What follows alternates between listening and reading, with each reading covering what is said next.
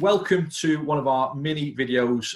You'll have seen a number of our videos throughout the last couple of weeks where we are speaking to interesting people in the sector on different topics, and there's nothing different today. Today I am joined by Johnny Burnham. Hi, Johnny. Hi, Steve. You okay? Yeah, good, thank you. Thank you for joining us on this Zoom video call. So today we're going to talk about the rock and roll lifestyle of a SSAS trustee. They're not usually words that I think you put together with the word SSAS or compared to pensions, but I think we're going to add a little bit of sparkle, hopefully. Absolutely. And yeah, the idea of today really is just to have a conversation, talk about your experience. We've got a couple of questions that the guys have put together and find out a bit more about you and the journey you've been through. So if you could give everybody a bit of an overview, Johnny, that'd be fantastic, an introduction. Okay. Yeah, so I'm Johnny. I am the director of SSAS Chester, along with my business partner, Tony O'Neill. So really a bit of background in relation to SSAS. It's something that, I'll be honest with you, Steve, I knew nothing about 12 months ago. But after taking, I decided to leave the corporate world of about 21 years and decided to take the jump and go like full time, let's call it, into property. Took 2 or 3 months time out just to reflect on my career, but I always knew that I wanted to do something in property by the age of 40. And it's hard to believe, Steve, but yeah, I am actually just turned 40. I'm not saying anything. I'm not saying anything. So yeah, so it started after I did a course with Progressive back in June 2019. They gave us an insight into all the different strategies with property, like property flips, deal packaging, com to resi, and then they mentioned SSAS, and it was something that was really new to me, and I didn't know anything about. So after that, I did a bit more research to find out actually what it actually meant. I mean, from a personal point of view, I paid into my pension from the age of 18. I did contributions in work, but that's about it. I didn't ever read any of the pension statements that came through. I just wasn't interested at the time because of the age. But then after looking into it a bit more detail and realising I've been actually contributing for 21 years and getting our balance to see what was in there, and understanding that I could do this with my wife and we could both become trustees, I thought, right, okay, we'll have a look and see what we've got balance wise. And you know, it's, as they say, it's your biggest statement, bank statement that you're going to read, and that's where it started. So yeah, from that point we started to do a bit more research, networking events around Chester, locally, meeting up with like-minded people that high net worth investors that had a bit more knowledge around SSAS. We did take advice from a financial advisor at the time, just to make sure what we were doing was right. And we started the process back in July. It did take, for those that don't know, it did take about 4 months for it to actually transfer over. But at that point, we had to pull together a business plan to sit down and decide what property strategy we were going to work on. And then that business plan would need to be approved by our pension provider. So yeah, so really, I'd say it took us a good 6 months to get our head around, you know, what it was, plenty of research, talking to the right people, and then, you know, and just doing the right level of due diligence. I think one of the really interesting things about this whole, what you've just said there, Johnny, is because you know, anybody watching this, or most people watching this, won't fully know your background. Your background is banking, am I right? Correct, yeah. So 21 years in banking. 21 years in banking, and without being rude, you know, you would expect, or you know, I would expect somebody who's working in banking for 21 years to kind of know that every option with a pension, and you know, and that's just kind of how you imagine. Yet a lot of people I deal with, a lot of people who come across SSAS, the same sort of corporate banking background, and just didn't have a clue about it, didn't realise how powerful it was or what the options were available. because you kind of get this impression that with the corporate background, you're shown every option, all your contributions and everything like that. So you think you're doing the best that you could possibly do with your pension, as you and your wife have been doing, putting as much into it. But it's just really interesting to see that, as you said, 21 years in banking, you'd think that you've already got that plan lined up, and it's not. It's something that, in some respects, a little bit of luck, really, wasn't it, with a Progressive? Because I didn't even know Progressive talked about SSAS. I know obviously the pension, the property side, but I didn't realise there were pension as well. Yeah, it was part of the masterclass meeting, and it was it was put out to the attendees to say, if you haven't already looked into it, start looking into your SSAS, because it's a way to kickstart your property journey. I mean, as you mentioned, from our point of view, myself, and what we've always heavily contributed.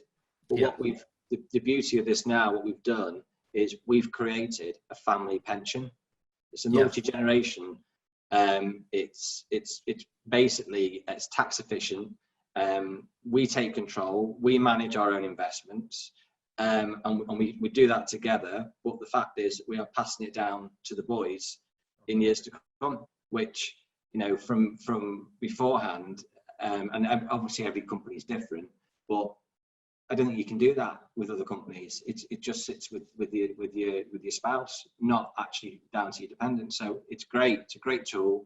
And when they're older, and it's the whole point of doing this, is when they're older, they're only 5 and 7 now, but they will get involved with this. They will also become trustees, and it's something that we can grow together as a family. Yeah, I mean, what a lovely thing to have, as you said, to keep them, A, looking after their future, and B, something really important that they can learn about and take part in as well. So that's a really nice part of the SSAS. And that's one of the cool things. When I first started dealing with SSAS, is very similar to yourself. You look at one angle, and then you start realizing, actually, you can do this, actually, you can do that. And there's so many different benefits and structures that you can use. It is really, really intriguing. That's one reason I wanted to get you on and kind of touch on it, because you're one of the rare people that I meet who has a SSAS, but has kind of gone to that next level in terms of not just utilising SSAS in one way, but you're looking at different ways that you can use it. So you're looking at investing through, obviously, platforms like ourselves, but also buying property. And you've got a really good plan of laid out of different areas that you can utilise it, haven't you? Yeah, I mean, and that's a good point, because we did our research. We spoke to, so when we did the transfer, we were already having conversations with landlord pensions, and we were very much guided by themselves in relation to looking at, okay, what are the opportunities available for us that we can generate cash flow, but also grow the pension pot. So what we've done is we have decided, as you mentioned, we've got 50% as an investment for a high return with yourself on the Exchequer project. And then the other 50% is we have borrowed it to our company, Inglewood Homes Invest, with the plan that we've purchased a house in Chester, and we are doing what's called a buy refurb refinance. So we're going to do a refurb. It should be taking between, obviously at the moment with the lockdown, but 8 to 10 weeks to do a refurb. Then we will refinance the pension, or refinance the loan, let's call it, to pay back the pension. So we'll refinance at a rate, pay back the pension. The pension we pay back to the SSAS, which will have interest accrued, because we'll be borrowing it over 12 months. And you've got a choice. So our choice, we wanted to do it, call it short term. So we borrow money from the SSAS into our company over a 12-month term. I think we're paying 1.25%, and then you have a choice of either paying back monthly, quarterly, or annually. I mean, given what's going on right now, it suited us because we can pay it back February, March next year. So it gives us time to get everything, to do the refurb, then research from a refinance point of view, pay back the loan to the business and then the business to the SSAS, and grow the pension pot at the same time, because you're adding in the interest. And we've started small, and as you know, obviously with Source Chester and working with Tony, that's our initial plan, which is a small portfolio. But the beauty of what we've done is that SSAS part, we can, and we will be doing it in the future. So we're looking at land opportunity. So further down the line, because as you know, land opportunity takes a good 12, 18 months, potentially 2 years. But we've got a combination now that we can use the SSAS and we can use funding from source to do a project with myself and Tony in the future, which is great.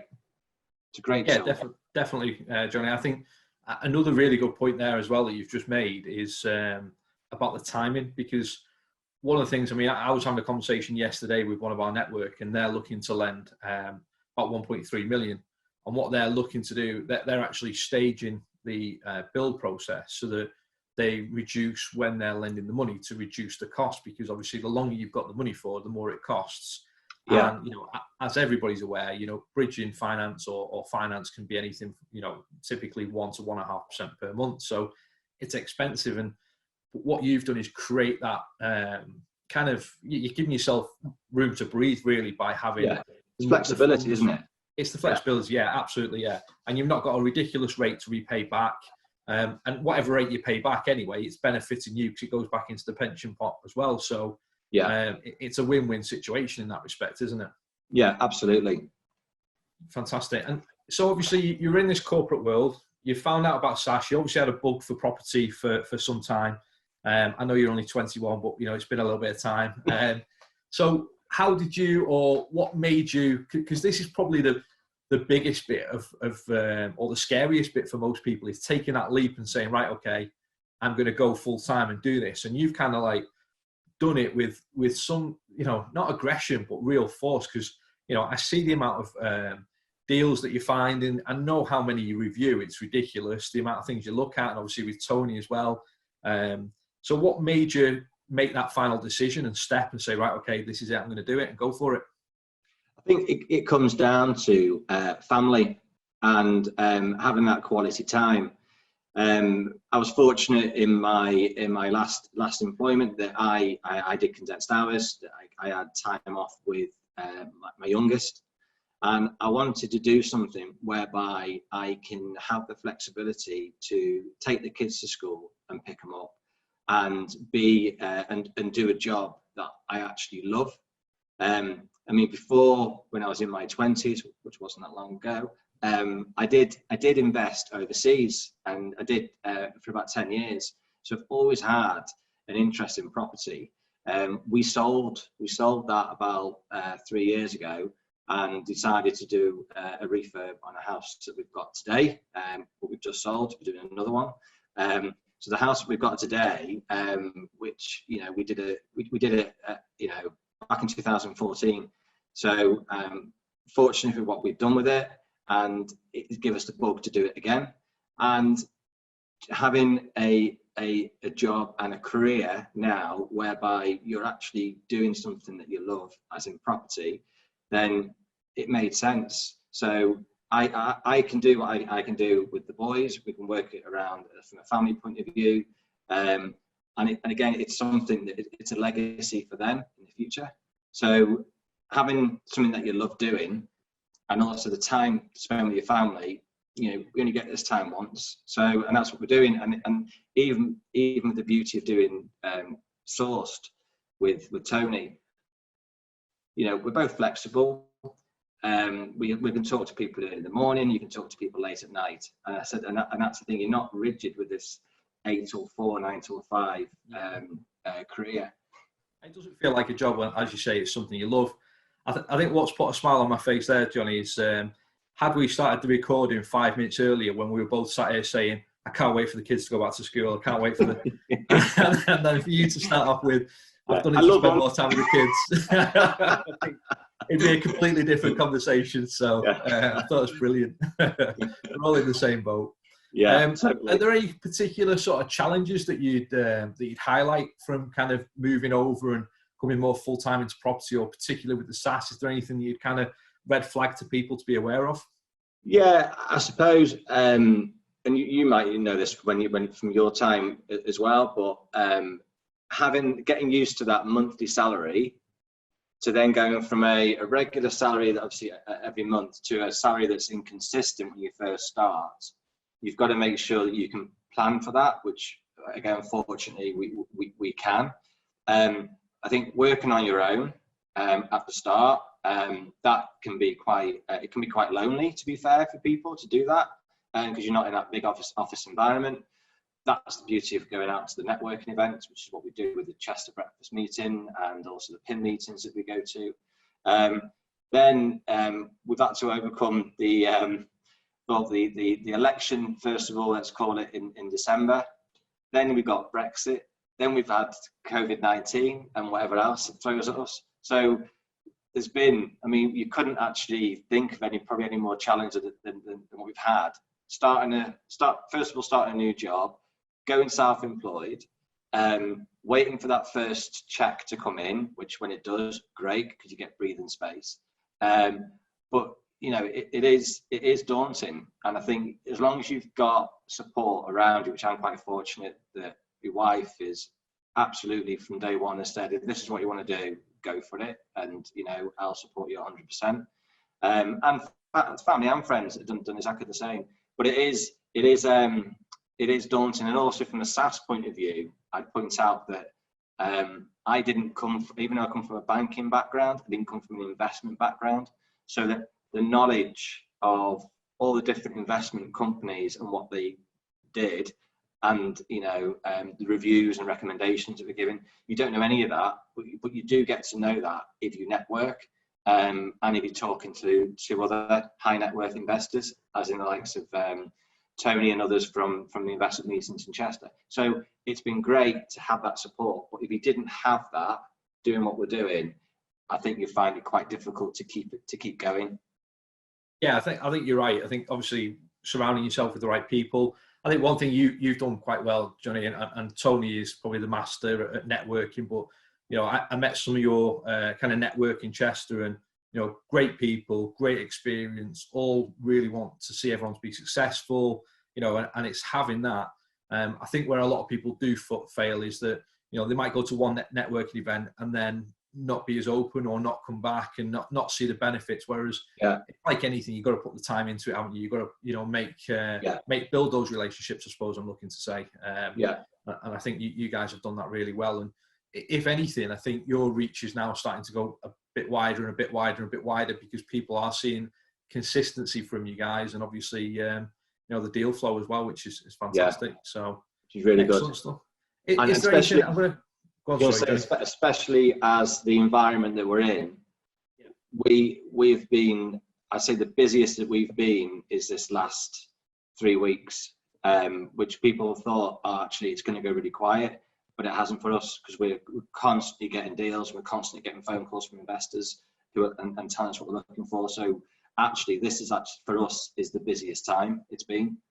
Yeah, fantastic. I know as well, some SSAS, particularly SSAS and investors as well, but people that are looking for advice or support, you've been quite helpful with that. So if there's anybody watching and they're thinking of you know, getting into SSAS or using a SSAS better, you're quite happy to have a chat with them, aren't you? Absolutely. And reach out and see or share your experience, I suppose, which is absolutely fantastic. Based on that, the final point really was, you know, any sort of future advice you'd give for people that are looking to use SSAS or get into or to build a SSAS, any kind of advice you'd give them? Yeah, I think the most important one is really, you know, you need to complete your own due diligence.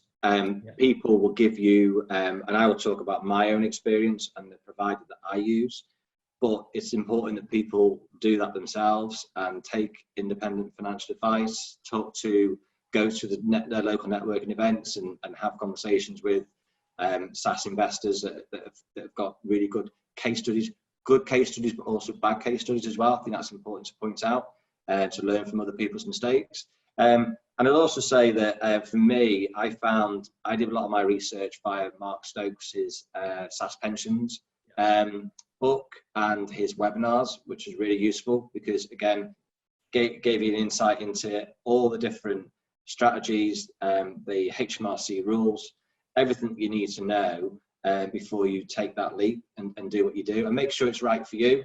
And the other thing as well is that, you know, I've done mine with my partner. You you can have 12 people. I think it's 11 people, should I say, plus yourself, to 12 within a SSAS trustee. So I've done it with my partner, but again, you can talk to other family members and friends to build up that trust for your SSAS. And I think for me is just carry on and just basically talking to the right individuals who give you the advice. Fantastic, excellent. Well, listen, I really appreciate your time. I appreciate you sharing your story, because I know it's going to, it will fall in line with what other investors are looking at, or what other investors are thinking about. And it's a great story as well to see what you're doing and how you're using SSAS and how you've managed to come into, property and do what you've always wanted to do. So appreciate your time, Johnny. Thank you very much for that. Thank you. Thank you everyone for watching. We will be back, as I say, each week with a new video and a mini series of interviews. If anyone's got any suggestions or would like to get in touch, we'll put contact details for Johnny in the link as well. Please feel free to click on. Take care. Thank you. Cheers, Steve. Thank you. Thanks, mate.